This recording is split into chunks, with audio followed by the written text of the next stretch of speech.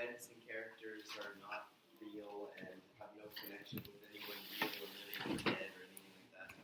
This joke has nothing to do and no bearing upon the people of this place, especially the praise and worship team. What Daniel and Chloe and the Winters and Yolanda and Charlene do is amazing, and I love that they bring their talents here to bless us every week. So this is nothing to do with any of you.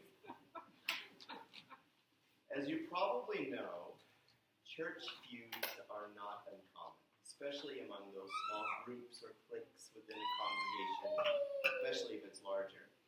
But when the pastor and the praise and worship leader get into it, you better watch out. In this particular church, this was the scenario. The pastor and the praise and worship leader did not see eye to eye. They disagreed on everything for the last decade, and it just got worse and worse and worse. Right? So one week, the pastor decided that he'd had enough. And everything he tried, sitting down with this gentleman, nothing worked. So he was going to try a new tactic. Right? He was going to do something that he hadn't done before, and he was going to try a passive-aggressive approach. And he would say exactly how he felt through his sermons. And he was hoping that the worship leader who heard this sermon would take the hint. So on Sunday, he stood up the first week and he preached on commitment. And he told them how believers in Messiah should dedicate their time and their talents to service. The worship leader then led the congregation in, I shall not be moved. The next Sunday, the pastor gave a powerful message on tithes and offerings and how we should gladly give to the work of the Lord. The worship leader then ended the service with the song, Jesus Paid It All. The following Sunday, the pastor spoke on gossiping and how people should watch their tongues. The hymn that week was, I love to tell the story. By now, the pastor was so disgusted over the situation that the next Sunday, he told the congregation that he was considering resigning. The choir then sang, oh, why not tonight? When the pastor resigned the following week, he told the church that the Lord had led him there, and now he was taking him away.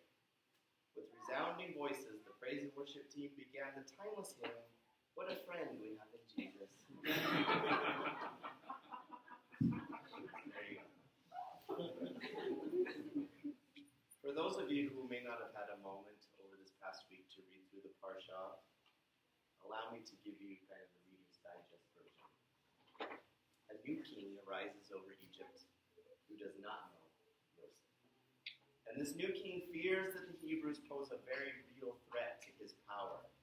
The new Pharaoh forces the Hebrews to brutal labor, building the garrison cities of Pithom and Ramesses. Despite the bitterness of slavery, the Hebrews continue to thrive. So Pharaoh orders Shiphrah and Puah, two midwives, to kill any Jewish boy at birth. The midwives, however, are pious, and they ignore the order. Pharaoh then orders every Egyptian to throw the Hebrew boys into the Nile and to drown them. A Levite woman, Yocheved, bears a son and hides him for 3 months. She then fashions a wicker basket of sorts to float her son down the river, hoping against hope that he might survive. The baby's sister, Miriam, follows on the shore, curious to see what will become of her little brother. Astonished, she sees the daughter of Pharaoh take the child as her own. Miriam offers the services of her mother as a wet nurse. Pharaoh's daughter names the child Moshe. When Moshe is grown, when he's an adult, he walks among the slaves and he sees their oppression. He's so outraged by the sight of a taskmaster beating a slave that he kills the Egyptian. The next day he tries to stop 2 Hebrews from fighting, and one accuses him, who made you chief and ruler over us? Pharaoh tries to kill Moshe, who flees to Midian. By a well, he defends the 7 daughters of Jethro, the priest of Midian, against other shepherds, and the women invite him home. He stays, he marries one of the daughters, Zipporah. They have a son, whom Moshe names Gershom, meaning I was a stranger strange land. And now something very special happens. We find ourselves in the midst of a profound encounter. An encounter with a burning bush and the reality and incomprehensibility of God. Moshe walks into the wilderness and found himself in the presence of his Creator. I want you to think about that for a moment or two. What must like that have been like? How would you even begin to process such an experience? Let's read it together. This was part of what he just read. Now Moshe was keeping the flock of Yitro, his father-in-law, the priest of Midian, and he led the flock to the back of the wilderness and came to God's mountain, to Horeb. The angel of Adonai appeared to him in a flame of fire from the midst of a bush. He looked and beheld, the bush burned with fire, yet it was not consumed. Moshe said, I will go now and see this great sight, why the bush is not burned. When Adonai saw that he came over to see, God called to him from the midst of the bush and said, Moshe, Moshe. And he said, Hineni. Then he said, do not come near. Take off your sandals, for the place on which you stand is holy ground. Moreover, he said, I am the God of your father, the God of Abraham, the God of Isaac, and the God of Jacob. Moshe hid his face because he was afraid to look on God. Can you imagine that? I want to return in a little bit to the idea of holy ground, sacred things. For now, let's keep going with the story. Moshe speaks with the Holy One. He is told many things, one of which is that he has been called to take on a very special task, a special message he has to deliver to Egypt. It is a place that he has not been for many long years, a place where he grew up and gained a tremendous education, albeit a worldly one, but he was trained in the house of Pharaoh by the greatest educators of the known world at that time. A place where he was a perpetrator of a violent act that caused him ultimately to flee for his life. And now he's being called back. The Almighty says to him in Shemot 3, Exodus 3, starting with verse 16, Go and assemble the elders of Israel and say to them, the Lord, the God of your ancestors, the God of Abraham, Isaac, and Jacob, has appeared to me, saying, I have given heed to you and to what has been done to you in Egypt. I declare that I will bring you up out of the misery of Egypt to the land of the Canaanites, the Hittites, the Amorites, there are a lot of ites, the Perizzites, the Hivites, the Jebusites, a land flowing with milk and honey. They will listen to your voice, and you and the elders of Israel shall go to the king of Egypt and say to him, the Lord, the God of the Hebrews, has met with us. Let us now go a 3 days' journey into the wilderness so that we may sacrifice to the Lord our God. That's a mighty task. Moshe, of course, expresses his doubts. Then God puts him in his place.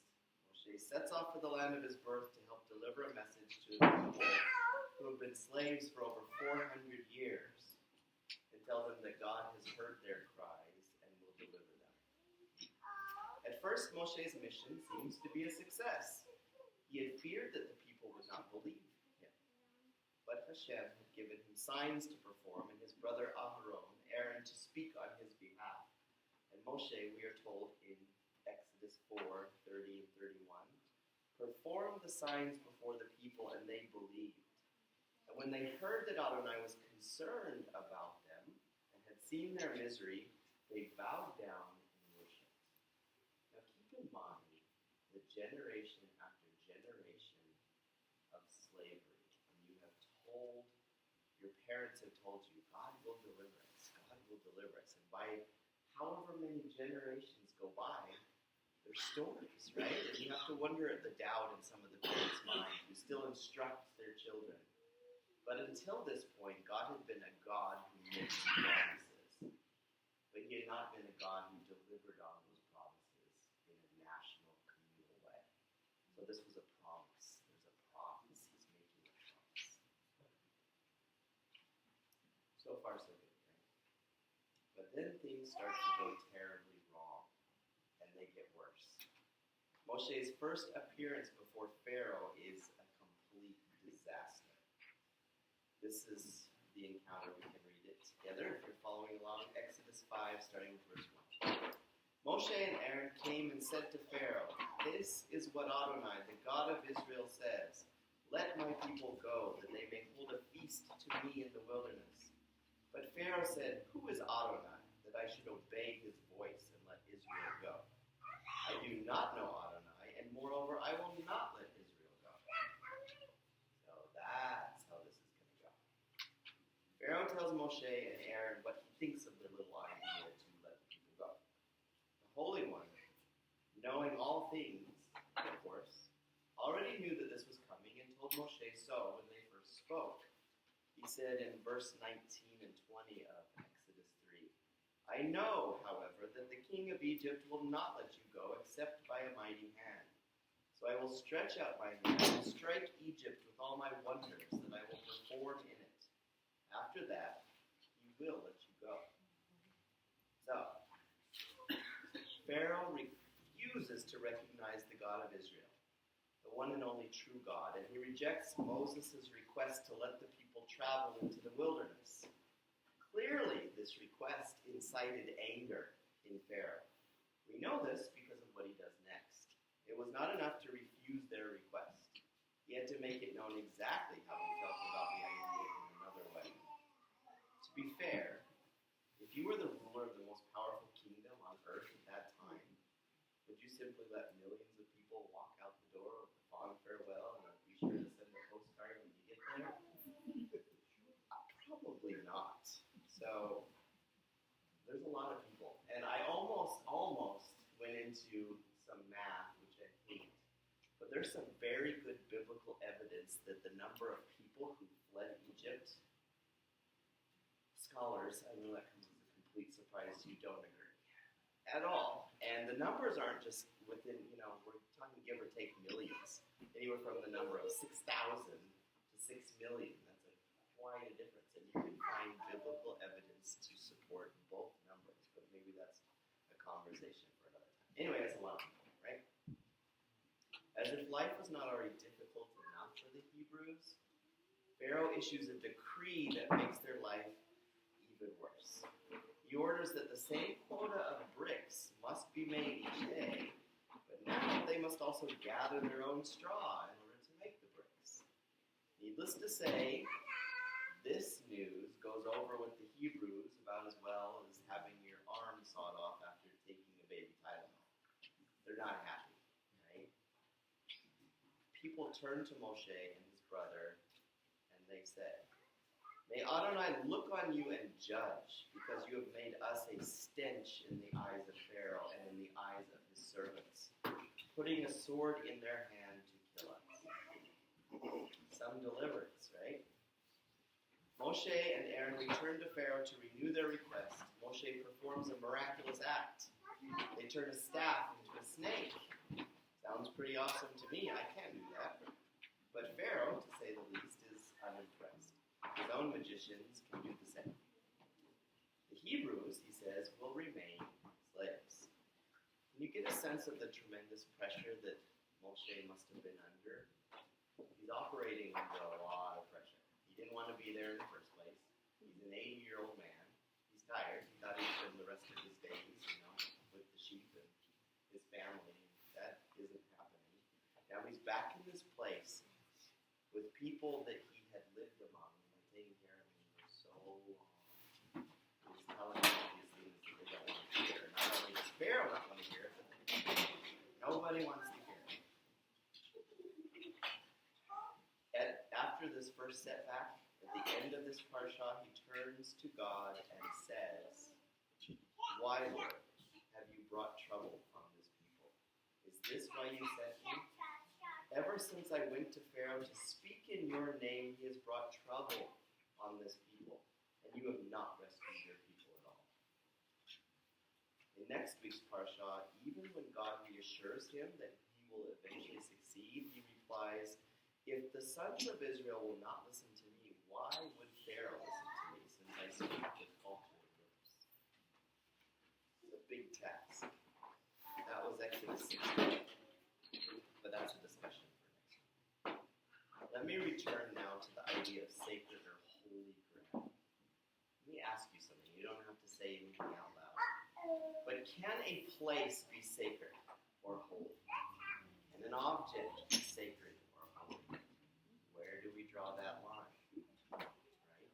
were to go out today somewhere and find the Ark of the Covenant, would it, in and of itself, be sacred? We know it's in the basement of the Smithsonian. If you've ever seen Indiana Jones, you know that it's in a big crate in the basement of the Smithsonian. And we know what happens when you take off the lid, your face melts. Anyway, is it a sacred object? Can a place or a location be sacred? Is there a difference between giving reverence for something, respecting something? Hey, that's not me today. The Lord has spoken. Yeah.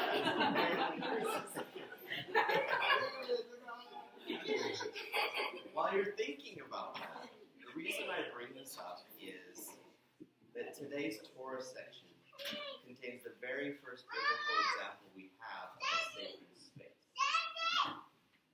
Moshe has a beautiful encounter with the living God who tells him, "Do not come closer, remove the sandals from your feet, for the place on which you stand is holy ground." Is the ground holy because there's something special and unique about that particular location, or is its holiness contextual? Does it derive from its sacred use at that moment? What makes a place holy? There are descriptions of holy places elsewhere in the Bible. In Joshua 5:15, when Joshua is commanded to circumcise the Israelites, he is told by the commander of the army of Adonai to, quote, "Remove the sandals from your feet, for the place where you stand is holy." And Joshua did so. Smart man. When the priests ministered in the Mishkan, in the Holy of Holies, they did so barefoot. Why? It seems that in every instance in which a sign of the Holy One's presence precedes prophecy, there we find that that place is sanctified. It is made holy. There's often tension created by unequal natures of God and His creation. We, as the created, are finite and tangible. We perceive reality through our senses, and we experience meaning through our emotions, even when we don't understand those emotions. God, as we know, is without bodily form and is beyond limit or our capacity to even comprehend a fraction of who He is. How can such vast differences in nature meet together in relationship? How can the infinite and the universal accommodate the needs of the moral and the individual? How can the Almighty and humanity ever encounter one another on any meaningful level? From the perspective of human need, sacred space is real, and it is essential for us to connect with the divine. In that space, made sacred because of what we do and what we experience there, we can explore our own spiritual needs. We can encounter the sacredness of life. We can reaffirm our unique identity as children created in the image of our Creator. But I think God does not need sacred space. If God is everywhere, then all space can be equally sacred, presenting equal insight into His presence, His promise, His profound grace. Sacred space is religion's accommodation to answer to our need for parameters and definitions, rules, routine, rituals, our finiteness, our need to witness the special signs of sanctity like the Torah scroll, or the Talit, or Shabbat candles, or whatever it is that brings sacred meaning to us. Our scriptures, we call them holy, right? It says the Holy Bible. Is the scripture itself, is it sacred? Or is it something only to be respected and valued and treated with reverence? And you say, well, sure, it's called the Bible. It must be a sacred object, right? Does that object have any sort of power that's in and of itself, or is it sacred because it contains the Word of God? And therefore, what about our phones? If you have a Bible app on there, is your phone now sacred? Is it a holy phone? You know, these are interesting questions. I don't know that there are easy answers, but something to think about, right? When we hear the call of the shofar, all of these things contribute to our sense of meaning and help bring us to a place where we can better open ourselves to what God would show us, I think. God may not need our rituals, our traditions, the things that we do, but we, I think, being fully human, require the establishment of some tools, just something to focus our attention, to help us concentrate on who we are and what we value. And those tools may not look the same for everybody. Some people, as we know, find their closest connection to God through music, through hearing music sung or instruments played, some through dance, some through reading, some through liturgy, some through just sitting in nature and opening your heart and mind to God, communing with Him in that way. So we all approach this a little differently, but we go to those places of sacredness to us. We call upon those objects. Maybe it's just sitting with your Bible and opening it at random and asking God for an answer. Maybe it's reading it methodically with a pattern and a method of study. Whatever it is, we need to have a way to create a bond between us and the one who created us.